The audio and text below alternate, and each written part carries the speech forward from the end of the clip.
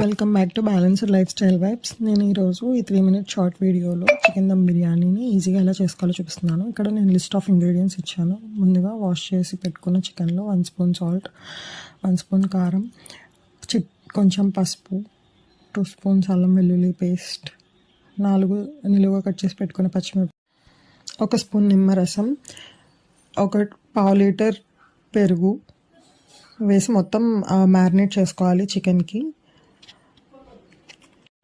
Marinate చేసుకున్న చికెన్లో 2 spoons biryani masala powder కూడా వేసి మళ్ళీ మ్యారినేట్ చేసుకోవాలి. ఈ బిర్యానీ మసాలా పౌడర్ ఎలా చేయాలో మన ఛానల్లో ఒక షార్ట్ వీడియో చేశాను, దాన్ని రిలేటెడ్ వీడియోలో ట్యాగ్ చేస్తాను, చెక్ చేయండి.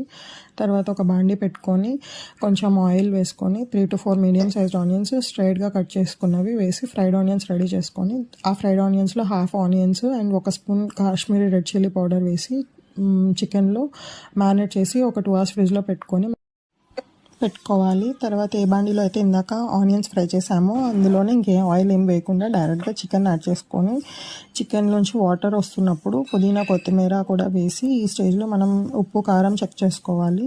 చెక్ చేసుకున్న తర్వాత ఇంకో బాండీ పెట్టుకొని దాంట్లో వాటర్ అండ్ బిర్యానీ మసాలా దినుసులు వేసి ఒక 1/2 స్పూన్ జింజర్ గార్లిక్ పేస్ట్, ఒక 1/2 స్పూన్ బిర్యానీ మసాలా పౌడర్ వేసుకొని వాటర్ని కాగిన తర్వాత మనం వాష్ చేసి సోక్ చేసి పెట్టుకున్న బాస్మతి రైస్ ఏదైతే ఉందో దాన్ని యాడ్ చేసుకొని కొంచెం గీ వేసుకుంటే రైస్ పొడిగా వస్తుంది. తర్వాత ఇక్కడ 60% ఉడికిన చికెన్ పైన 50% ఉడికిన బాస్మతి రైస్ని వేస్తున్నాను.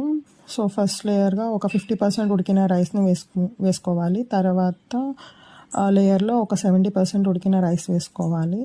అండ్ లాస్ట్ లేయర్లో ఒక 90% వరకు ఉడికిన రైస్ని వేసుకొని లాస్ట్లో ఫ్రైడ్ ఆనియన్స్, పుదీనా, కొత్తిమీర వేసి పైన కొంచెం మనం రెడీ చేసి పెట్టుకున్న బిర్యానీ మసాలా పౌడర్ని అలా స్ప్రింకిల్ చేసుకొని 1 స్పూన్ గీ కూడా వేసుకొని మంటని లో ఫ్లేమ్లో పెట్టుకొని మూత పెట్టేసి దీని మీద ఏదైనా ఒక వెయిట్ని పెట్టి 20 to 25 minutes కుక్ చేసుకోవాలి.